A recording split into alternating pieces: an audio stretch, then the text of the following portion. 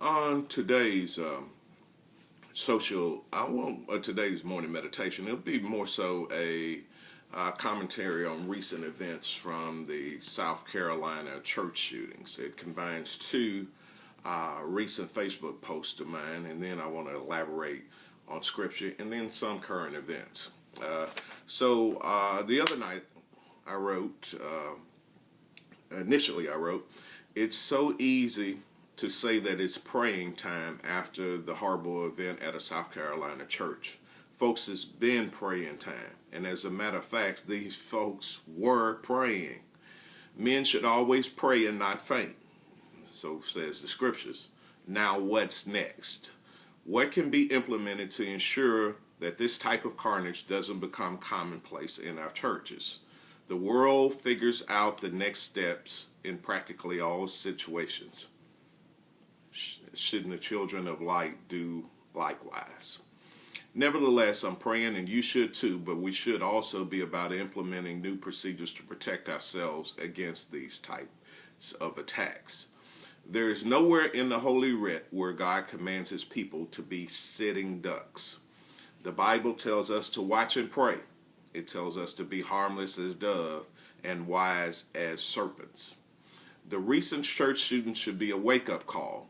There is nothing wrong with asking visitors or strangers to your assembly questions, asking where the pastor was, and then being led to sit right next to a high-profile pastor on the first visit, in my opinion, was a little too accommodating for first-time guests.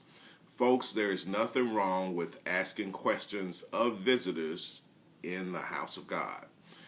In the black church experience, we are far too quick to say that it's praying time and then disregard finding solutions to reduce the likelihoods of matters like this ever happening again. 1 Peter 5:8 reads as follows: Be sober, be vigilant, because your adversary, the devil, as a roaring lion, walketh about, seeking whom he may devour. Folks, being sober means to be attentive, to be focused, and it means to not be so spiritually deep that one doesn't find earthly solutions to some problems. Now, to be vigilant means that we have to be keenly aware and watch for possible dangers and difficulties. Folks, we have an adversary, and the Bible has never called us to be our adversary's next meal. There's nothing wrong with a few key members of any church to stay watchful, stay attentive, stay alert, and stay observant while others are praying. Adopt new security procedures for God's house. Never stay so heavenly minded that we're not of any earthly good. And today's morning meditation, if I was going to use a title for this particular meditation, it was the wake-up call. The wake-up call. There's actually a passage of scripture in Romans, the 13th chapter, verses 10 through 11. It reads, Love worketh no ill to his neighbor, therefore love is the fulfilling of the law. And that knowing the time, that now it's high time to awake out of sleep.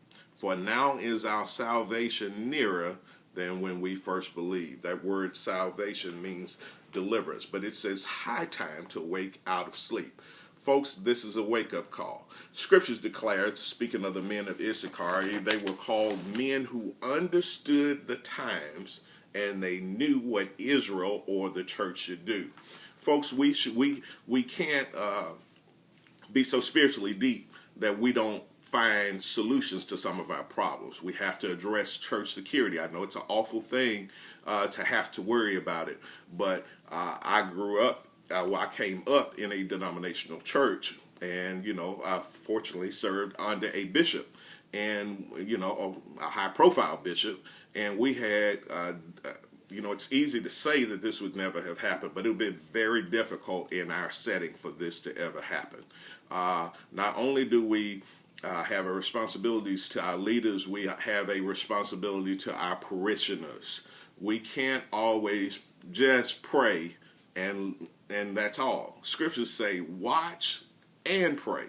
This is a wake-up call. We also have to address racism in our day. I mean, no one wants to step foot and speak out against racist overt acts too much, because people, if you're black and you speak against injustices or problems that are happening, you get castigated and you get stigmatized as a rabble rouser, or that you're a troublemaker. But if someone steps on your foot, is it really causing trouble for you to tell someone else that it hurts? We got to speak in the word in season and out of season. Now we're soon to be in a presidential election season. I mean, this event should be addressed to every candidate, both Republican and Democratic, what their comments have to be.